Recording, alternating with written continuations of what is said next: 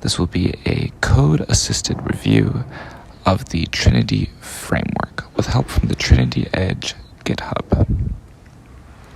So what is Trinity?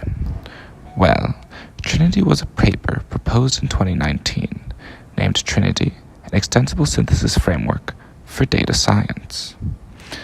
Unfortunately, Trinity is only a 4-page paper with minimal explanations as to the actual functioning of the program.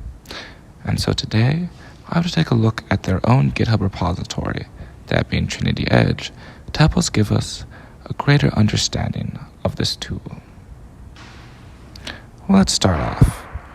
What is the purpose of Trinity? Well, Trinity hopes to make program synthesis for data wrangling easy and accessible to even amateur developers. That is to say, they want those with very basic knowledge of program synthesis to be able to create unique synthesis solutions. Here we have a very end-user example in which you simply provide an input table and an output table, and then are provided with a data wrangling set of functions that get you from table 1 to table 2. So how exactly do they describe their program, if not in how it actually functions? Well, they describe different types of users. For example, here we have the end user. The end user, they argue, will be dealing with things like the front end. Or in addition to that, the preferences. Preferences being the input-output table that was just shown. However, there's also things that are specifications. They say that they can introduce inductive bias to the synthesizer. That is to say, you can weight certain functions to be more likely to appear. For the advanced user, they argue that they'll be taking a look at domain-specific languages and the interpreter, which works together with the DSL. The argument is that to build a new synthesizer on top of Trinity, the person only needs to provide the domain-specific language, that is to say the CFG or the syntactic constraints. However, there is also an opportunity for the user to go even deeper in changing the interpreter. What that means, we will discuss more later. For the synthesis expert, they recommend looking at the enumerator. The enumerator is a powerful functionality that allows the user to prune the search space. This is especially underexplained in the paper given its importance. So today, for this presentation round, I'll first be discussing what I call the true inputs of the function. That is to say, what exactly do we need in order to synthesize a function? What are all the necessary inputs? And then I'll be discussing decoders and their constituent interpreters. And then I'll be discussing enumerators. This here, again, is also just another image discussing what I discussed earlier in terms of how the authors envisioned the usage of this tool from end users to advanced users to expert users.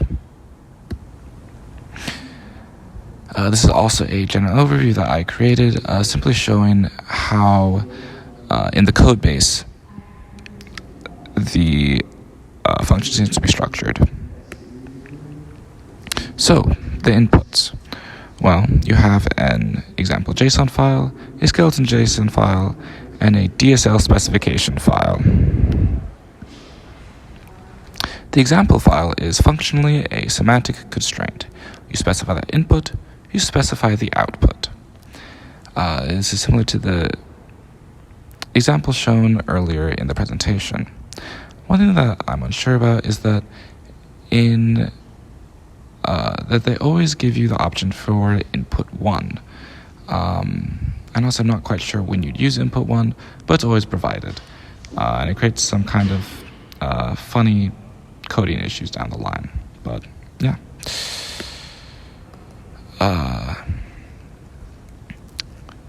For the synthesis guidance, you have the skeleton file. So what are we looking at? What does this mean? Well, all this means that for this program that we're specifically looking at, you only want to look at functions that have that are select, with the first parameter then being separate, and the first parameter of separate being gather. The nulls indicate spaces that can be filled with variables or constants or even other functions. But the first positions, as indicated by ref, will always be that. You can also specify multiple different skeletons so as to allow for multiple different function specifications within the search space. Alright, so the DSL file. This is functionally the syntactic constraint. It is the CFG of the language, that is to say, the relevant parts of the language. So first you have the type specification. For example, here you have the specification of bool functionalities, of the table, and even of the kind of values that will be allowed within the columns. You also have a specification of the program input and output. For example, in the program Morpheus, you take in a table and you will output a table.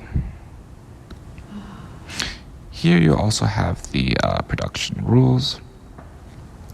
Much like many other things that we've looked at during this year, these production rules are not necessarily knowledgeable of what the function is actually doing. That is to say, the function is the DSL specification is not necessarily aware of the functionality of, for example, select. All they know is that the row of R, which is just an int as far as it's aware, must be equivalent to the row of A. And isn't that the column of R must be less than the column of A. This is how most production rules are defined within Trinity-Edge. That is to say, the relevant pieces of comparison as opposed to actual knowledge of the functions functioning. So how exactly is this DSL parsed? Well, as I said before, we start with the DSL file, and then we parse the file, and it outputs a spec of type Trinity spec. And what type is Trinity spec? Well, let's go through the code a little bit. So first we start with parse file. In parse file, we simply call parse with the specification string. In parse, we simply call parse from another file, and then we desugar that result. So what do both these functions do? Well, parse comes from this library called lark stand alone, which inputs a number of different CFG parsers. Specifically, in this case, they implement a LALR1, the look-ahead left-to-right by one token parser. To be honest, I don't quite know what this means, and I looked up some of the algorithms, and I did not understand what exactly this meant. The only thing I know is that it looks ahead by one token, and it parses the CFG from left to right, and I believe it also constructs its inner tree node representation from left to right. I'm not quite sure what that means. That's just what the docs told me. So what does desugar do? Well, this one I understand a bit better. It takes the Lark output and transforms it into a Trinity specification. And now what is a Trinity specification? Well, a Trinity specification has 4 parameters. And these 4 parameters are all of different specification types. That being a program specification, a type specification, a production specification, and a predicate specification. Just to remind you, a program specification would be an example of earlier for the Morpheus, in which the name would be Morpheus, the input would be a list of a length of 1, with that 1 being of type table, and the output being again of type table. So in essence, after going through Lark, desugar can then easily take all the specifications and divide them into their relevant categories of the program specification, the production specification, the predicate specification, and the type specifications, which were discussed earlier in the slides. So, as a parsing overview, you start with a DSL file, you parse it into a Lark standalone, and then you desugar that into a Trinity specification. Just to summarize again, the inputs. The example JSON file is functionally a semantic constraint. The skeleton JSON file is a preference, and the DSL specification file is functionally a syntactic constraint that eventually gets turned into a Trinity specification. So, the decider. How does the decider operate? What does the decider do? Well, in the synthesis process, the only function that is called is the analyze function from the decider. Or that's not the only function that's called, but the only decider function which is called. Alright, and so what does this function do? Well, it has 3 parts. It has analyze full skeleton, analyze partial evaluation, and analyze equality. And if you look at this section of code, it runs all 3 of those, and if at any point it raises a warning or an error, it will return that warning or error. Otherwise, it'll simply return. An empty return means that analyze is successful. That is to say that the program is a valid program that satisfies all of the syntactic and semantic constraints. So let's get into it.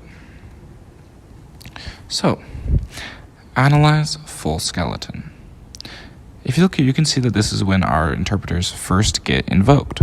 In this case, it is the coarse abstract interpreter, which has the functions of assembling an abstract table, evaluating, and abs intersected.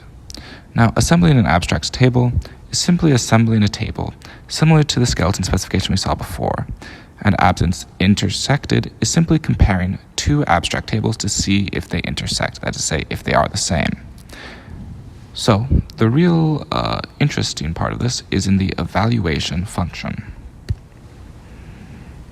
This is what I was talking about before, that this is the skeleton that the assemble abstract table is looking at, and that is being compared at the end with abs intersected.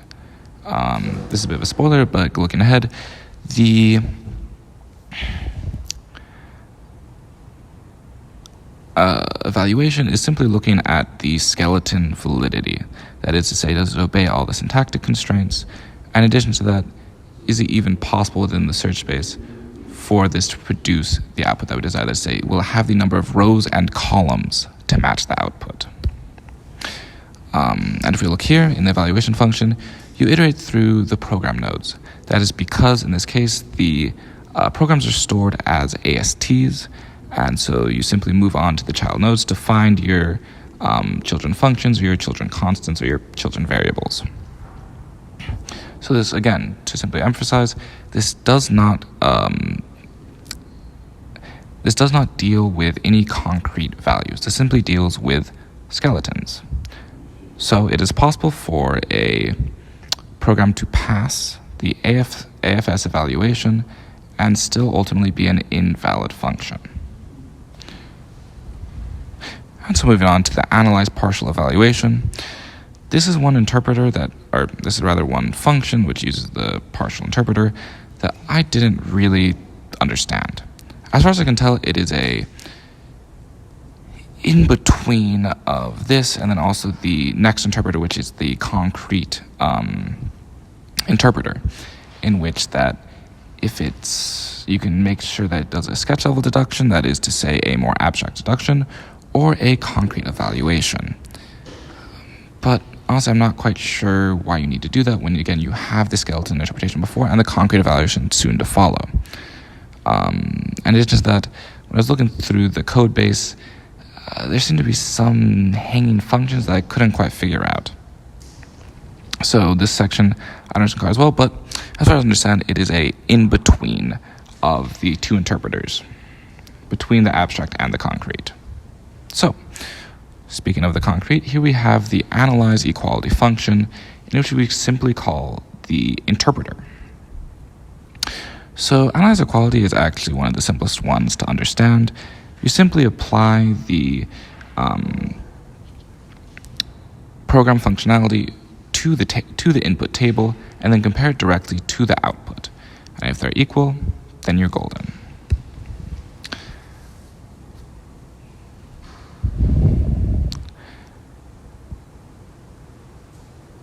For example, this is the example I was provided earlier. You have the table 1, the input table, and the table 2, the output table. So in this case, we apply the found program that, again, has passed the abstract skeleton check as well as the partial interpreter check. And now we apply it to it with the concrete values. And if we match the output table exactly, then it's a valid program. And that program will then be chosen as the valid program. So, just to reemphasize, the decider, it first checks the skeleton, and then does an intermediate check, and then performs a full concrete check at the very end. And also just to assign these things, the analyze full skeleton applies to the coarse abstract interpreter. The partial evaluation applies to the partial interpreter, and analyze equality simply applies to the interpreter. So if you're looking to change your interpretations for either of those sections, that's where you can find them.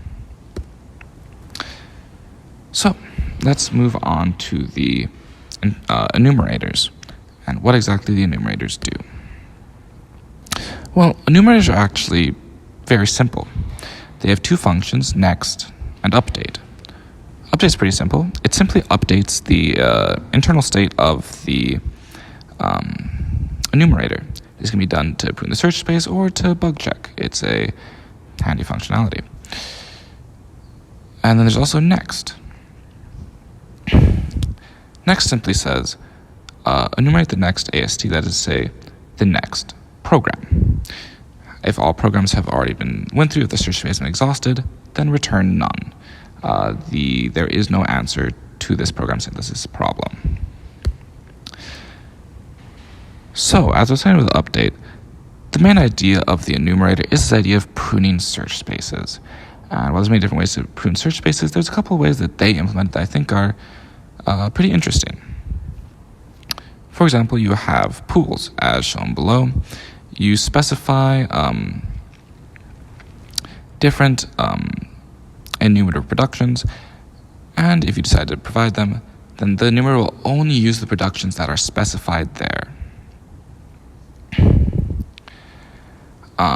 So you instead of narrowing a search space, you in fact construct a search space from the ground up, which I don't know, I think is kind of interesting. On the other side, you have the ICCS. That is to say, it is a enumeration order in which you can decide which programs to enumerate one after another. This function I also have some questions about. For example, it describes the first entry as the skeleton index.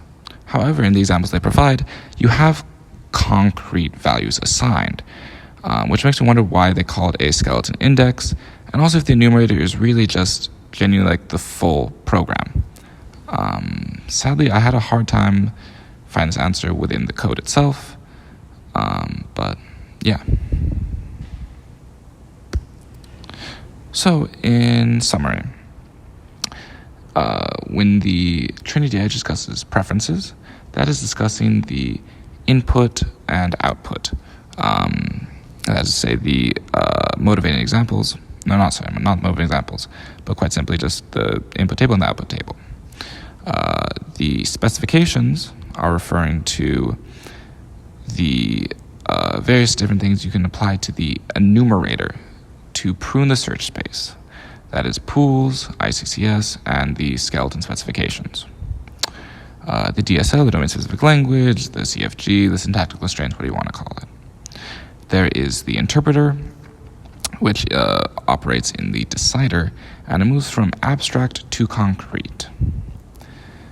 And then there's the enumerator, which iterates ASTs and uses specifications to prune the search space that is currently operating in. And yeah, that's my presentation. I hope you enjoyed. I hope this made sense. If you have any questions, please leave a comment. Thank you so much.